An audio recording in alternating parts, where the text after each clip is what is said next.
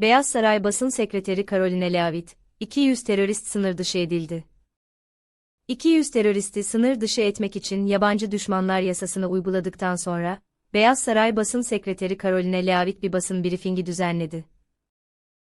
On another important matter, President Trump signed a proclamation invoking the Alien Enemies Act regarding the invasion of the United States by the foreign terrorist organization Tren de Aragua. At the President's direction, the Department of Homeland Security carried out a counter-terrorism operation deporting nearly 200 violent Tren de Aragua terrorists, which will save countless American lives. Thanks to the great work of the Department of State, these heinous monsters were extracted and removed to El Salvador, where they will no longer be able to pose any threats to the American public. Tren de Aragua is one of the most ruthless terrorist gangs in the world, and they are responsible for some of the most heinous crimes that have occurred in our nation's history in recent years, including the savage murders of beautiful Laken Riley and Jocelyn Nungray. President Trump promised Laken and Jocelyn's families during his campaign that he would demand justice for their beautiful girls, and that's exactly what he did. As the president acknowledged during his inaugural address on January 20th, he pledged to invoke this act, and he has no higher responsibility than to defend our country from threats and invasions. President Trump will continue his historic efforts to seal the border and prevent these illegal invaders from coming here in the first place. As the New York Times is acknowledged over the weekend, President Trump's policies are working. Here's how the Times summed it up. Illegal crossings at the U.S.-Mexico border are down to their lowest level in decades. Once crowded migrant shelters are empty. Instead of heading north, people stranded in Mexico are starting to return home in bigger numbers. The border is almost unrecognizable from just a couple of years ago, when hundreds of thousands of people from around the world were crossing into the United States every month in scenes of chaos and upheaval. This is the Trump effect in action. And again, those are the words from the New York Times. We didn't need a border security bill. We just needed President Trump. All of these actions taken together are contributing to a wave of optimism about the direction of our great country. According to brand new polling from NBC News, more registered voters say the United States is heading in the right direction than at any point since early 2004. Americans support President Trump's common sense approach that's getting our country back on track in record time. Meanwhile, the president's critics can't say the same. That same new NBC poll also found that the Democrat Party has reached an all-time low in popularity. It turns out when you let your hatred of President Trump get in the way of doing what is best for America, the people reject you. Who would have thought? Joining us today in our new media seat is Kelly Meyer. She is a White House correspondent with News Nation. News Nation started in 2021 and is one of America's fastest growing cable news networks with a focus on news for all of America. It's part of a larger ecosystem, Nexstar, which is home to News Nation, the political website The Hill, the broadcast network The CW, and local Nexstar stations. With that, kick us off, please, Kelly. Thank you, Caroline. What do you say to Americans who want safe streets but are concerned due process is being violated? The president is using every lever of his executive authority and his constitutional authority within the bounds of the immigration laws of our country to ensure that our streets are safer for law-abiding American citizens. And this administration is focused on detaining, arresting, and deporting illegal criminal aliens. And as you saw this past weekend, the president used his authority under the Alien Enemies Act to deport foreign terrorists. Tren de Aragua is now a designated foreign terrorist organization. And as I said, there were nearly 200 Tren de Aragua members who were sent to El Salvador this weekend. Countless lives will be saved because of this action. And if you talk to the families, the angel families, as I mentioned, Laken Riley and Jocelyn Nungray, they understand the grave cost of life at the hands of these illegal terrorists. And the president is proud to deliver on that promise for them. And just to follow up on that, this will be challenged later today in the courts. Does the president, does this allow him to defy the court order without having this the checks and balances and the separation of power? No. In fact, this administration acted within the confines of the law, again, within the president's constitutional authority and under the authority granted to him under the Alien Enemies Act. We are quite confident in that, and we are wholly confident that we are going to win this case in court. Peter. Thank you, Caroline. If you guys can't send 200 Tren de Aragua terrorists at a time to El Salvador, where are you going to send them instead? It's a very good question.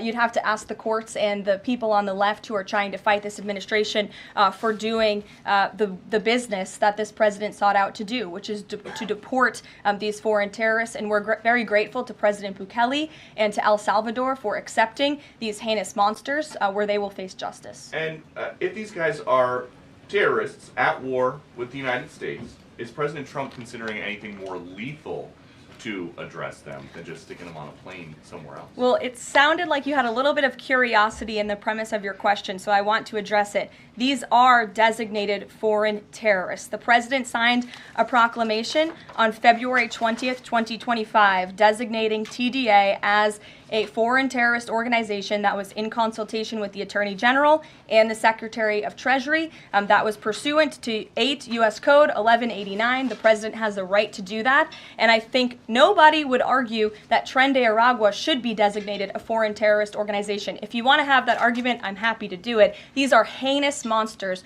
rapists, murderers, kidnappers, sexual assaulters, predators who have no right to be in this country, and they must be held accountable. And something different. There is now a member of the European Parliament from France who does not think the U.S. represents the values of the Statue of Liberty anymore. They want the Statue of Liberty back. So is President Trump going to send the Statue of Liberty back to France? Absolutely not. And my advice to that unnamed low-level French politician would be to remind them that it's only because of the United States of America that the French are not speaking German right now. So they should be very grateful to our great country. Kelly.